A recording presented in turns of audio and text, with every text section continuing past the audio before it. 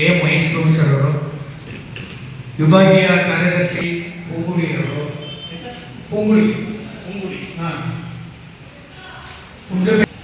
ಗುಂಡ್ಲುಪೇಟೆ ತಾಲೂಕು ಗೌರವ ಅಧ್ಯಕ್ಷರು ರಾಜಶೇಖರ್, ಗುಂಡ್ಲುಪೇಟೆ ತಾಲೂಕು ಪ್ರಧಾನ ಕಾರ್ಯದರ್ಶಿ ಶಿವಣ್ಣ.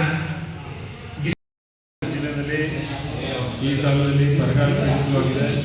ಮುಂಗಾರು ವೈಫಲ್ಯದಿಂದ ಆಗಿರ್ತಕ್ಕಂಥ ಬೆಳೆಗಳು ಕೂಡ ಸಂಪೂರ್ಣವಾಗಿ ನಷ್ಟ ಆಗಿದೆ. ಬಿತ್ತನೆ ಆಗಿರೋ ಬೆಳೆಗಳು ಕೂಡ ಯಾವುದೋ ಕೈ ಬರೋಂಥ ಪರಿಸ್ಥಿತಿ ಇಲ್ಲದೇ ಇರೋದ್ರಿಂದ ಸರ್ಕಾರ ಕೂಡಲೇ ಬರಪೀಡಿತ ಜಿಲ್ಲೆ ಅಂತ ಘೋಷಣೆ ಮಾಡಿ ಈ ಭಾಗಕ್ಕೆ ಏನು ರಾಷ್ಟ್ರೀಯ ಪ್ರಕೃತಿ ವಿಕೋಪ ನಿಧಿಯಡಿ ಮತ್ತು ರಾಜ್ಯ ಸರ್ಕಾರಗಳ ಪ್ರಕೃತಿ ವಿಕೋಪ ನಿಧಿಯಡಿ ಬರ್ತಕ್ಕಂಥ ಒಂದು ಪರಿಹಾರದ ಜೊತೆಗೆ ಹೆಚ್ಚುವರಿಯಾಗಿ ರೈತರಿಗೆ ಪೂರ್ಣವಾದ ನಷ್ಟವನ್ನು ಭರಿಸಿಕೊಡಬೇಕು ಅನ್ನೋದು ನಮ್ಮ ಒತ್ತಾಯ ಇದೆ.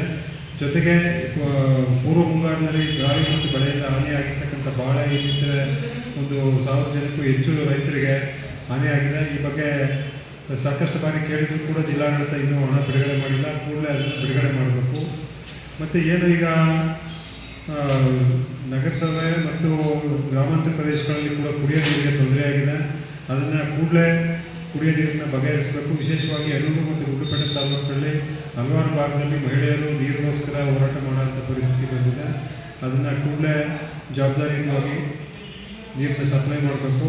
ಮತ್ತು ಚಾಮರಾಜನಗರ ಟೌನ್ನಲ್ಲಿ ಒಂದು 5 ವಿಭಾಗಗಳಲ್ಲಿ 2ನೇ ಹಂತದ ನೀರಿನ ಕಾಮಗಾರಿ ಮುಗಿದಿದೆ. ಅಲ್ಲಿಯೂ ಕೂಡ ನೀರನ್ನು ಕೊಡದೆ ಚಾಮರಾಜನಗರ ಟೌನ್ಗೆ ಕುಡಿಯೋ ನೀರಿನ ಕೊರತೆ ಆಗಿದೆ.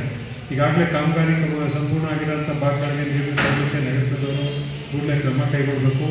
ಮತ್ತು ತ್ಯಾಜ್ಯ ಸಂಸ್ಕರಣಾ ನೀರು ಸುವರ್ಣವತಿ ನದಿಗೆ ಹೋಗ್ತಾ ಇದೆ. ಈ ಬಗ್ಗೆ ಹಲವಾರು ಬಾರಿ ಅವ್ರ ಗಮನಕ್ಕೆ ತರಲಾಗಿದೆ, ಆದರೂ ಕೂಡ ಅದೇನೂ ಮಾಡ್ತಾಯಿಲ್ಲ. ಕೂಡಲೇ ಅವರು ತ್ಯಾಜ್ಯ ಸಂಸ್ಕರಣಾ ಘಟಕವನ್ನು ಸರಿಯಾಗಿ ನಿರ್ವಹಿಸಬೇಕು.